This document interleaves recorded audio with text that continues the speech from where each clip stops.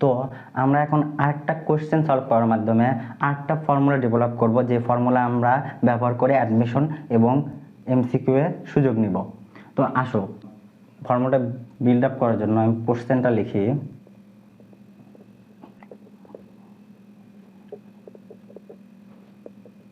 আমার কাছে 10টি পরমাণু থাকলে আমার কাছে কত মোল পরমাণু আছে। এখন প্রশ্নটা দেখে তোমার স্বাভাবিকভাবে একটা মনে প্রশ্ন জাগবে যে ভাইয়া আপনি 10টা পরমাণু নিছেন সেটা বুঝলাম, কিন্তু এই 10টা পরমাণু কিসের পরমাণু সেটা তো আপনি বলেন নাই। আসলে আমাদের যখন সংখ্যা থেকে মোল নির্ণয় করতে হবে তখন আমাদের জানার প্রয়োজন নাই যে পরমাণুটা কিসের বা অণুটা কিসের, এই জিনিসটা আমার জানার প্রয়োজন নাই। দেখো আমি যদি হালি দিয়ে বিষয়টা চিন্তা করি তাহলে তোমার মাথায় বুঝতে অনেকটা সহজ হবে। দেখো আমি যখন বললাম আমার কাছে 10টি পরমাণু আছে, তাইলে আমার কাছে কত হালি পরমাণু আছে, কত হালি পরমাণু আছে। তুমি তখন আমাকে বলবা যে আমরা জানি কি 4টি সমান 1 হালি, অতএব 10টি সমান 1/4 গুণন 10 হালি সমান 2.5 হালি, মানে 2.5 হালি। তাইলে দেখো আমার কাছে 10টি পরমাণু আছে, কত হালি পরমাণু বের করলাম। এই জিনিসটা আমার কাছে কি পরমাণু আছে সেটার উপর কিন্তু ডিপেন্ড করতেছে না। ধরো আমার কাছে 10টি পরমাণু নাই, আমার কাছে 10টি আম আছে, তাহলে তুমি কি বলবা আমার কাছে 2.5 হালি আম আছে।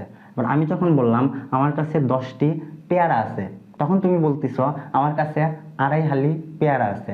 এখন আমার কাছে আম আছে না পেয়ারা আছে এর উপর কিন্তু হালির যে মানটা সেটা কিন্তু নির্ভর করতেছে না। তো এই হালি দিতে একটা ছোট ভাই বা বড় ভাই বা আপন ভাই হলো মোল। হালি দিয়ে একটা সংখ্যা বোঝায় সেটা হলো 4, আর মোল দিয়ে আরেকটা সংখ্যা বোঝায় সেটা হলো 6.022 × 10⁻23। যখন আমি একটা সংখ্যাকে মোলে রূপান্তর করব তখন আমার জানার দরকার নাই যে ওই সংখ্যাটা কোন পরমাণুর বা কোন অণুর। তো মোল দেখলে প্রথম তোমাদের একটা সমস্যা হবে যে মোল দেখলে মাথায় শর্ট সার্কিট হয়। এই শর্ট সার্কিটটা সহজে দূর করার জন্য তোমরা প্রথম চিন্তা করবা কি যেই মোল আছে তখন সেটা হালি দিয়ে চিন্তা করবা, যে হালি হলে এবার তুমি কি করতা। তো হালি হলে তুমি যা করতা, মোল হলে তুমি তাই করবা। এইভাবে চিন্তা করলে তোমার মানে প্রথম যে শর্ট সার্কিটটা হয় মোল শুনলেই, এই শর্ট সার্কিটটা ইনশাল্লাহ হবে না। চলো অঙ্কে ফিরে যাওয়া যাক।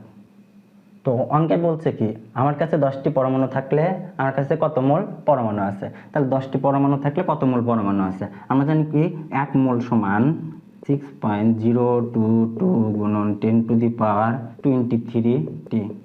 তাইলে আমি এটাকে উল্টে বলতে পারবো 6.022 গুণন 10⁻23t সমান 1 মোল।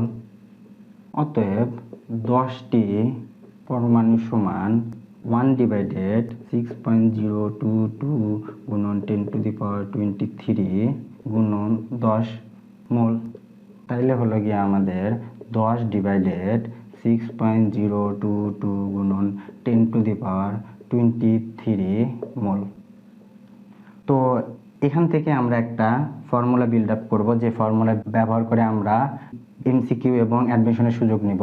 সেটা হলো দেখো এই যে লবের 10, এই 10টা কই থেকে আসছে। এই 10টা আসছে ভাইয়া আমাদের সে প্রশ্নে গিভেন সংখ্যা, মানে যে সংখ্যার আমরা মোল নির্ণয় করতেছি। আর 6.022 গুণ 10⁻23 এটা কি, এটা হলো আমাদের 1 মোল সমান কত সংখ্যা, সেই সংখ্যাটা। তাইলে আমরা যে সংখ্যাটা দেওয়া আছে সেই সংখ্যাকে যখন আমি NA অর্থাৎ নাম্বার অফ অ্যাভোগাড্রো দিয়ে ভাগ দিই তখনই আমার ওই সংখ্যার সংশ্লিষ্ট মোল বের হয়ে যায়। তাহলে ভাইয়া ফর্মুলাটা বানালে কি হবে আমাদের, প্রদত্ত সংখ্যার মোল সমান প্রদত্ত সংখ্যা ডিভাইডেড অ্যাভোগাড্রো সংখ্যা, মানে হলো 6.022 গুণন 10⁻23। যদি আমি ইংলিশে লিখি তাহলে নাম্বার অফ মোল সমান given number divided number of Avogadro, মানে হলো 6.022 গুণ 10⁻23। তাইলে এখন ইংলিশ মিডিয়ামে থাকো আর বাংলা মিডিয়ামে থাকো, যখন তুমি এটা বারবার লিখতে যাবা তখন এটা তোমার কাছে লেখা অনেকটাই কষ্টসাধ্য। এই জন্য আমরা সুবিধা করার জন্য একেও সিম্বল দিয়ে প্রকাশ করি। নাম্বার অফ মোলের সিম্বল কি, সেটা তো এন। সমান গিভেন যে নাম্বার, সেই গিভেন নাম্বারকে আমরা বড় হাতের এন দিয়ে প্রকাশ করি। আর নাম্বার অফ অ্যাভোগাড্রো, এর জন্য তো আমরা অনেক আগেই সিম্বল বানিয়ে রাখছি, সেটা হলো এন সাবস্ক্রিপ্ট অফ এ। তাহলে আমাদের আরেকটা ফর্মুলা কি হলো, এন সমান বড় হাতের N divided number of Avogadro বা এন এ। এই ফর্মুলাটাও খুব ইম্পর্টেন্ট, এই ফর্মুলাটাও তোমাদের মাথায় একদম গেঁথে নাও। তো আসো ভাই, আমরা এখন এই সূত্রটা ব্যবহার করে কিভাবে অঙ্ক সলভ করব সেটার জন্য একটা উদাহরণ দেখি।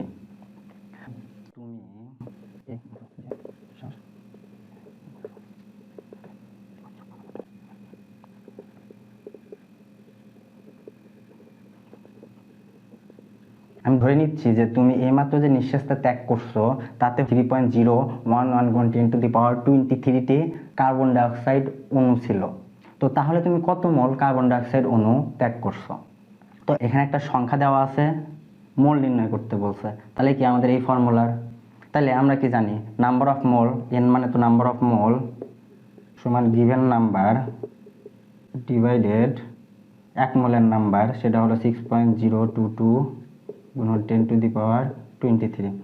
তাহলে আমাদের গিভেন নাম্বার কত? এখানে গিভেন নাম্বার হলো 3.011 গুণন 10⁻23, আর নিচে তো থাকতেছে 6.022 গুণন 10⁻23 হাফ মোল।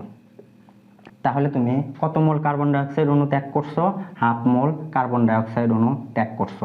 এখন আমি প্রশ্নটাকে যদি এক্সটেন্ড করে আরেকটা জিনিস জানতে চাই, যে তুমি কত গ্রাম কার্বন ডাইঅক্সাইড ত্যাগ করছো, কত গ্রাম কার্বন ডাইঅক্সাইড অণু ত্যাগ করছো।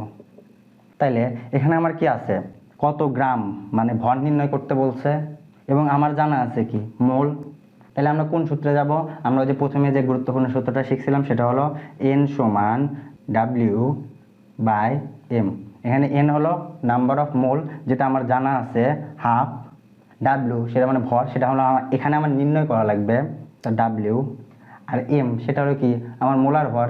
আমার জানা আছে এক মোল কার্বন ডাইঅক্সাইডের ভর হলো 44 গ্রাম, তাহলে এখানে হবে কত, 44 গ্রাম। তাইলে আমার এখানে কত হচ্ছে, ডাব্লিউ সমান 22 গ্রাম, মানে তুমি তোমার নিঃশ্বাসের সাথে 22 গ্রাম কার্বন ডাইঅক্সাইড অণু ত্যাগ করছো।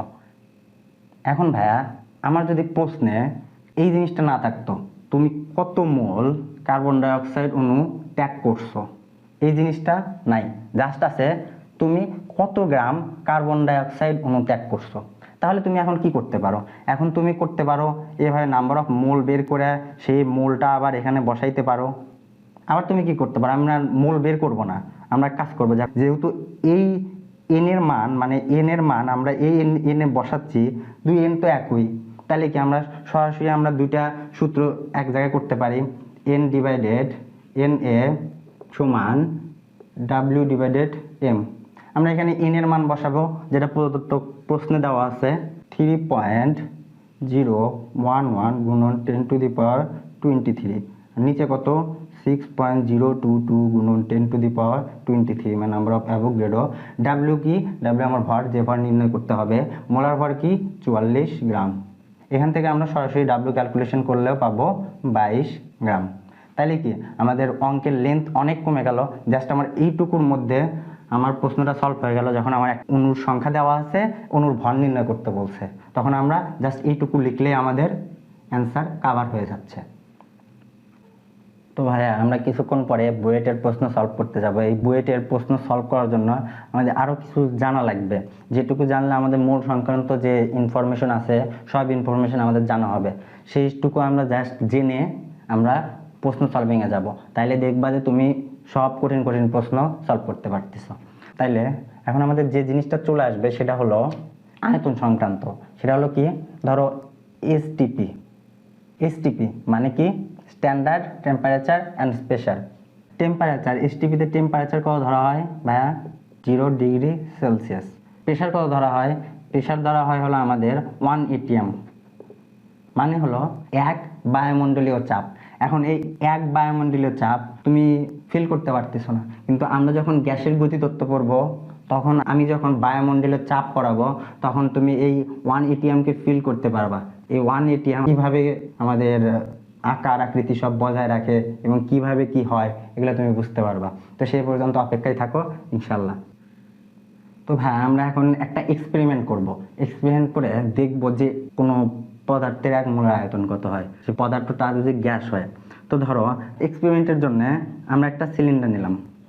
সিলিন্ডার, সেটার ভিতরে পিস্টন আছে, সেই পিস্টনটা ঘর্ষণহীনভাবে চলাচল করতে পারে। এখন ভাই আপনি ঘর্ষণহীন করলেন কিভাবে? ভাই ঘর্ষণহীন করা যায় অলমোস্ট ঘর্ষণ শূন্য করে দিয়ে।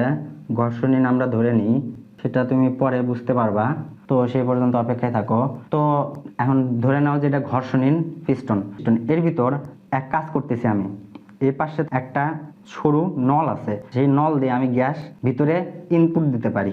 কিন্তু এই নলের একটা বৈশিষ্ট্য হলো গ্যাস বাইরে বেরোতে দেয় না। তো তাইলে এখন আমি কি করলাম, এখন আমার সিস্টেমটা মানে পুরা বস্তুটা আমি রাখলাম হলো কত, T=0°C তাপমাত্রায়। আর আমাদের এটা যেহেতু বায়ুমণ্ডলে আছে, সেটা বায়ুমণ্ডলে চাপেই থাকবে, P=1 ATM। তাইলে এখন আমি কি করতেছি, এই যে একমুখী নল মানে যেটা দিয়ে শুধু ভিতরে আমি গ্যাস ঢুকাতে পারবো, তার ভিতরে আমি অক্সিজেন গ্যাস সাপ্লাই দিছি। তো অক্সিজেন গ্যাস ধীরে ধীরে যাচ্ছে, মানে কি প্রথমে একটা অক্সিজেনের অণু গেল, তারপরে আরেকটা অক্সিজেন অণু গেল, তারপরে একটা অক্সিজেন অণু গেল, আরেকটা অক্সিজেন অণু গেল। এভাবে অণুর সংখ্যা ভিতরে বাড়তেছে। তাহলে ভাইয়া অণুর সংখ্যা যখন ভিতরে বাড়বে তখন কি হবে, পিস্টনটা ধীরে ধীরে এদিক যাচ্ছে। কারণ কি এই জিনিসটা প্রসারিত হবে, কারণ আমরা জানি অণুর সংখ্যা যত বৃদ্ধি পায় গ্যাসের আয়তন তত বাড়ে। তো এখানে আমরা সেটা অনুধাবন করতেছি, অণুর সংখ্যা যখন বাড়বে তখন অনেকগুলো গ্যাস থাকবে, তখন বেশি আয়তন দখল করবে। তো এই দেখো, তাহলে আমাদের অণুর সংখ্যা ধীরে ধীরে বাড়তেছে আর আমাদের গ্যাসের আয়তন বাড়তেছে, যার কারণে আমাদের পিস্টনটা ডান দিকে যাচ্ছে। তো আমার এখানে কি আছে, দাগ দেওয়া আছে, যেটা হলো 21 লিটার, এটা 22 লিটার, তারপরে আছে হলো 22.4 লিটার, তারপর 23 লিটার, এরকম করে মানে দাগ দেওয়া আছে। সেই দাগ দেওয়ায় আমাদের লিটার করে লেখা দেওয়া আছে। এখন আমি যখন 1 মোল মানে 6.022 গুণন 10⁻23টি অক্সিজেন অণু আমার সিলিন্ডারের ভিতরে প্রবেশ করালাম, করায় আমি এখানে এই ছিদ্রটা বন্ধ করে দিলাম। তখন আমি দেখলাম যে এই পিস্টনটা মুভ করে আমার এই যে 22.4 এর উপর চলে গেল। মানে হলো কি, আমার যে ভিতরে যে জায়গাটা আছে সেটা আমার 22.4 লিটার। মানে কি আমি এখন বলতে পারি কি যে 1 মোল অক্সিজেন অণু এসটিপিতে দখল করে 22.4 লিটার, এটা বলতে পারি। তো আমি এখন আমরা এখন অক্সিজেন নিব না, এর ভিতরে পাত্রে কোনো অক্সিজেন না নিয়ে জাস্ট কার্বন ডাইঅক্সাইড ঢুকাতে থাকবো।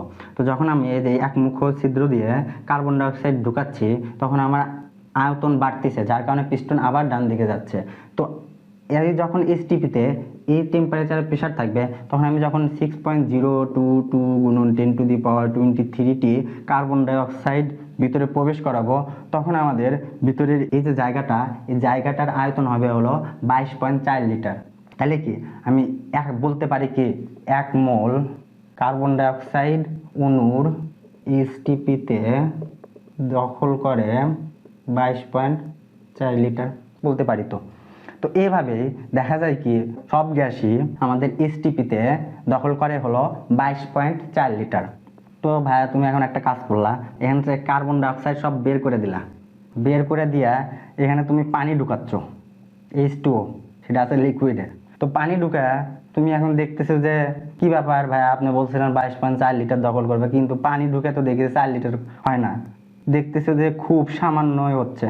এর কারণ কি ভাইয়া? ভাই আমি কিন্তু বলছি যে 1 মোল অক্সিজেন অণু বা 1 মোল কার্বন ডাইঅক্সাইড অণু, এই দুটো কি গ্যাস। যখন কোনো কিছু গ্যাসীয় অবস্থায় থাকবে তখনই কেবল সেটা এসটিপিতে 22.4 লিটার আয়তন দখল করবে। তরল অবস্থায় থাকলে 22.4 লিটার দখল করবে, এটাও কিন্তু আমি বলি নাই। তো দেখো এখন তুমি 1 মোল পানি যখন দিলা তখন সেই পানি আসলে কত আয়তন দখল করবে। এখন আমরা দেখো 1 মোল পানি মানে কি, 1 মোল পানি মানে হলো হাইড্রোজেনের 1 আছে 2টা হাইড্রোজেন প্লাস অক্সিজেনের 16, তাহলে H2O এর আণবিক ভর কত? আণবিক ভর হলো আমাদের 18। এর সাথে যখন আমরা গ্রাম বসে দেব তখন সেটা আমার নির্দেশ করবে 1 মোলের ভর বা মোলার ভর। তাহলে কি 1 মোল H2O মানে 18 গ্রাম H2O লিকুইড। তাহলে খেয়াল করো ভাইয়া, 100 গ্রাম সমান 1 লিটার। পানির আয়তন তো এভাবে হয় যে 1 কেজি সমান 1 লিটার হয়। তাহলে কি 100 গ্রাম সমান 1 লিটার। তাহলে 18 গ্রাম সমান কত? 18 গ্রাম সমান 18 ml।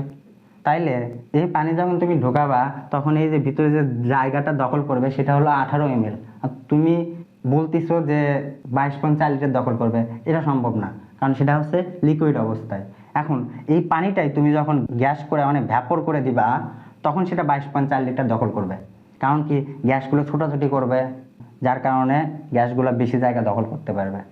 তো ভাই আমরা এই এক্সপেরিমেন্টের মাধ্যমে যে তথ্যটা পেলাম সেটা হলো 1 মোল গ্যাস, যে কোনো গ্যাস হতে পারে, এসটিপিতে দখল করে 22.4 লিটার। এখন আমি এই তথ্যটা ব্যবহার করে অঙ্ক সলভ করব এবং সেই অঙ্ক থেকে আমি একটা ফর্মুলা ডেভেলপ করব, যে ফর্মুলাটা দিয়ে আমি অ্যাডমিশন রিটেন এবং এমসিকিউ এর সুবিধা নিব। তো দেখো প্রশ্নটা হলো, এসটিপিতে রফিকের কাছে 44.8 লিটার অক্সিজেন গ্যাস থাকলে তার কাছে কত মোল অক্সিজেন আছে। তাহলে আমরা জানি কি এসটিপিতে অক্সিজেন গ্যাস বা যে কোনো গ্যাস এটার 1 মোল দখল করে হলো 22.4 লিটার। তাইলে আমরা বলতে পারি কি এসটিপিতে 22.4 লিটার অক্সিজেন মানে হলো গিয়া 1 মোল অক্সিজেন বলতে পারি। তো তাহলে অতএব 44.8 লিটার অক্সিজেন সমান 1/22.4 গুণন 44.8 মোল অক্সিজেন। তাহলে হলো কি 44.8 ডিভাইডেড 22.4 এত মোল। আসলে 2 মোল হবে, কিন্তু আমরা 2 মোলে যাওয়ার আগে একটা জিনিস আবার খেয়াল করি, সেটা হলো এখানে লবটা কি আর হরটা কি। এখানে লবটা হলো আমাদের যে আয়তন দেওয়া আছে এসটিপিতে সেই আয়তনটা, আর 22.4 লিটার কি আমাদের এসটিপিতে 1 মোল গ্যাসের আয়তন। তাইলে কি আমরা যখন এসটিপির ভলিউমটাকে 1 মোলের আয়তন দিয়ে ভাগ দিই তখনই সেটা হয়ে যায় আমাদের মোল। তো এই জিনিসটাই আমি এখন ফর্মুলা হিসেবে লিখব, নাম্বার অফ মোল সমান ভি এসটিপি ডিভাইডেড 22.4, মানে এন সমান বিএসটিপি 22.4। এটাও একটা ইম্পর্টেন্ট ফর্মুলা, এটা অনেক সময় ইউজ করা লাগবে, যার কারণে এটাও তোমার মাথায় ভালো করে গেঁথে নাও। এখন আমরা আরেকটা এক্সপেরিমেন্ট করব এবং সেখান থেকে আরেকটা এরকম একটা তথ্য কালেক্ট করব এবং সেই তথ্য কালেক্ট করে আমরা আরেকটা ফর্মুলা বানাবো, দেন হলো আমরা বুয়েটের প্রশ্ন সলভ করব।